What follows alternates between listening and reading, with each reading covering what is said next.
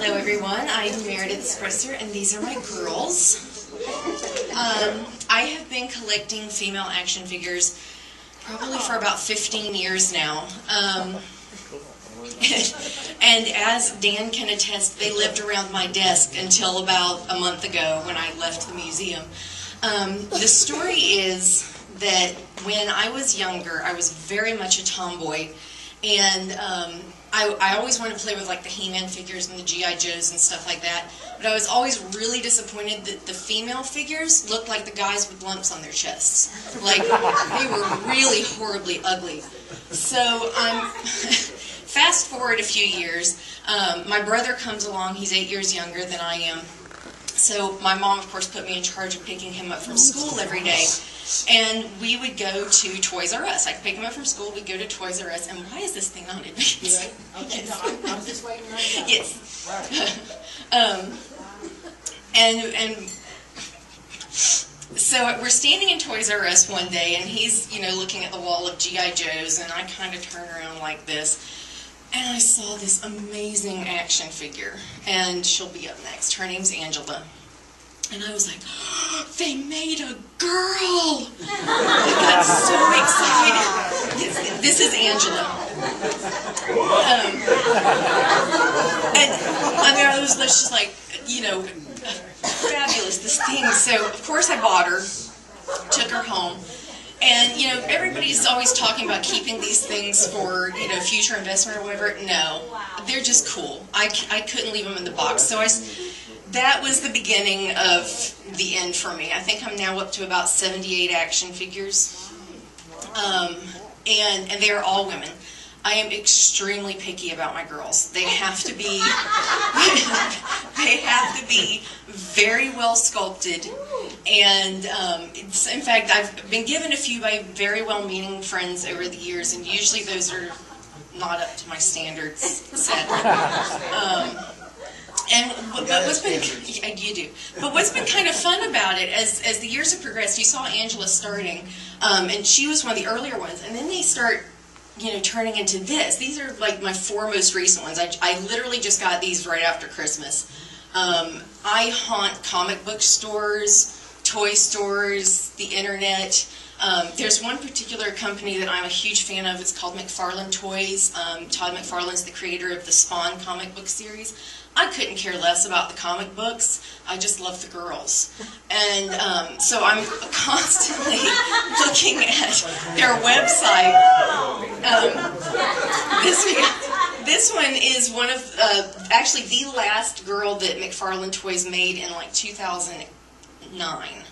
And she's the only one that's still in her box, and that's because she was $30 when I bought her.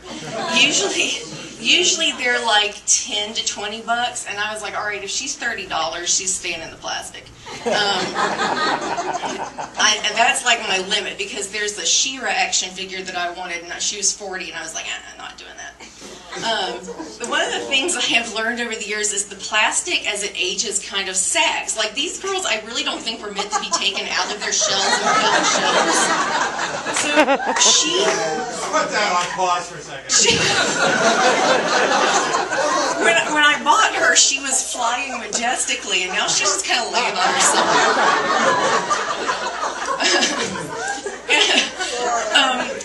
As the toys have gotten more intricate, some of the toy makers have gotten into really great, like, Baroque contrapposto poses going on.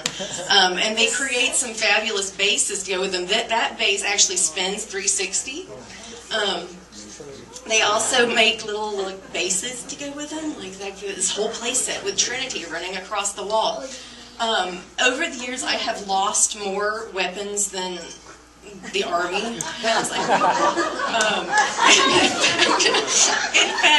as I was putting them out on my new shelves the other day, I was super gluing guns into their hands because I was getting tired of them falling out all the time.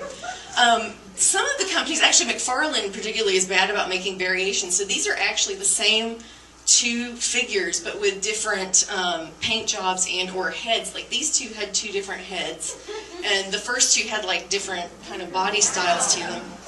That is the only Wonder Woman I own, sadly, but she's the prettiest one I've seen. So, again, my standards, like, they have to be great.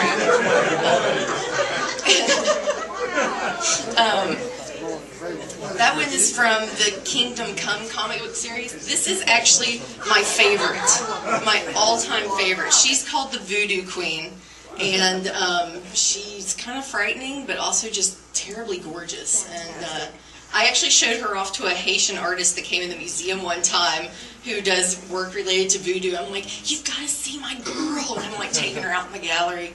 What did he say? What did he think? He thought it was really cool. He was like, oh, that's awesome, you know.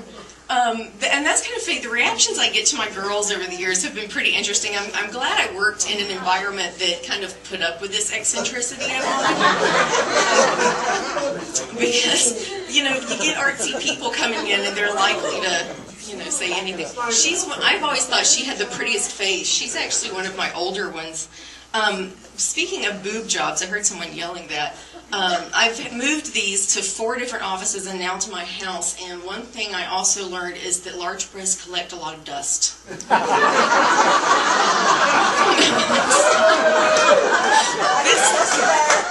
figure I have to point out.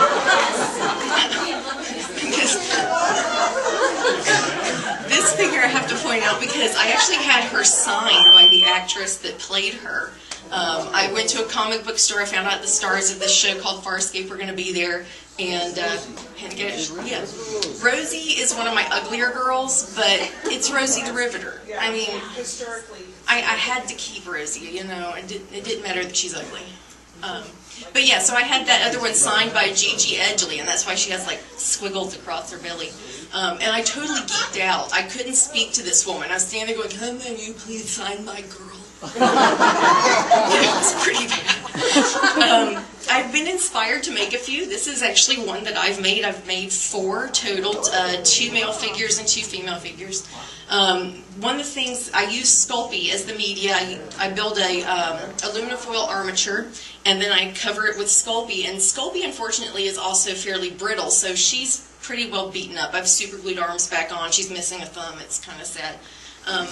These are my favorites of my collection right now. As I said, I have 76, 78. Every time I lay them out and try to count them, I lose count. I just know it's around 80 somewhere.